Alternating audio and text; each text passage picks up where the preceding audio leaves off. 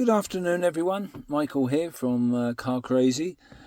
Right, well, I wasn't planning to do a video actually, but and I wasn't planning to put this in my car either. But I was sorting out through my bits the other day and come across this.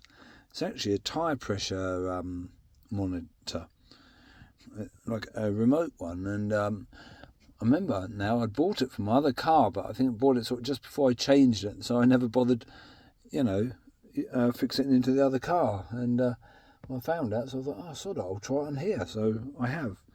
So yeah, as you can see, it monitors the pressure on all four tyres, and you'll notice the front and the back are different, which is actually correct anyway, because the front tyre pressures on here should be slightly higher than the back.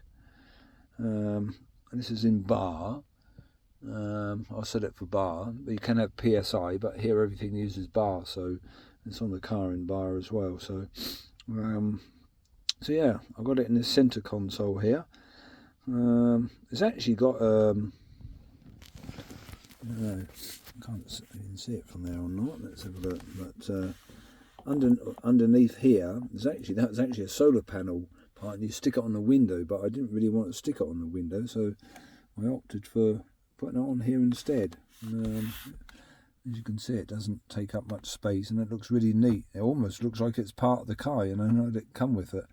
But it has a little socket here for the USB, so I can just plug it in here anytime I want to charge a battery. I fully charged it the other day just to see how long that will last. So there's no cables, nothing there. Just plug it in when I want to charge a battery. Other than that, there's no cables. Look, there's nothing. It's a tiny little unit. I mean, look, compared to my thumb actually covers it. So that gives you an idea. It's not very big. A nice, neat little thing. And you can set it to, sound an alarm if your tyre pressures go below a certain threshold, which you can set, and also for the temperature, if the tyre temperatures get too high, again, you can have an alarm sound to warn you. So that's that. But how it works is simply it detects the pressure in the little caps on the valves. I'll show you. We'll go outside now. There you go. You can see them caps there. This cap here. Each wheel I put one on, and they're all labelled up. That one's RR, obviously for right rear. So yeah, they've all got them on. There's like a little sensor inside here, and the battery in there as well. But what you do, there's like a little brass nut. You screw that on. Well, take obviously the original cap off. Screw this nut on first. Screw this on until you hear it when it just locks on, and then that brass nut that's behind, just tighten it back up with a little spanner that's provided just to lock it on, and then they shouldn't come off. And I was on the motorway the other day with it, going at decent pace, and no, they don't seem to come loose or anything. They seem to work all right. Should be waterproof, but of course it hasn't rained since I put them on, so next time it rains and I use it in the rain, we'll see what they're like in the rain. But should be waterproof. What they'll be like in winter if it gets snow on them, I don't know. But anyway, I'm just giving it a go and see how it works.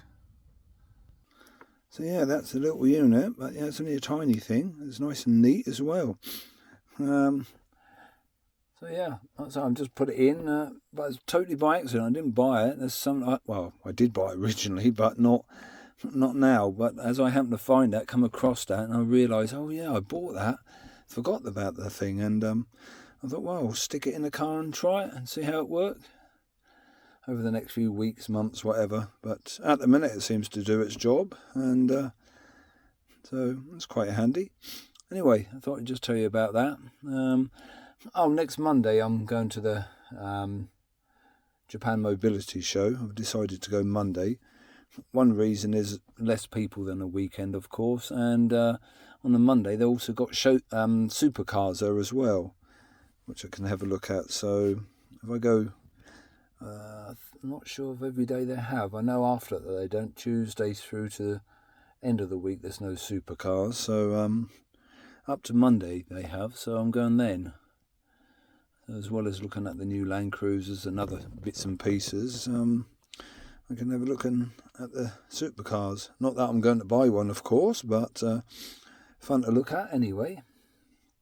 So Anyway, I'll be back with a video. Well, from there actually, from the Japan Mobility Show. That's actually the first time in 4 years that's been run, and it used to be called the Tokyo Motor Show. But so yeah, this is the first time in 4 years, obviously due to the corona, and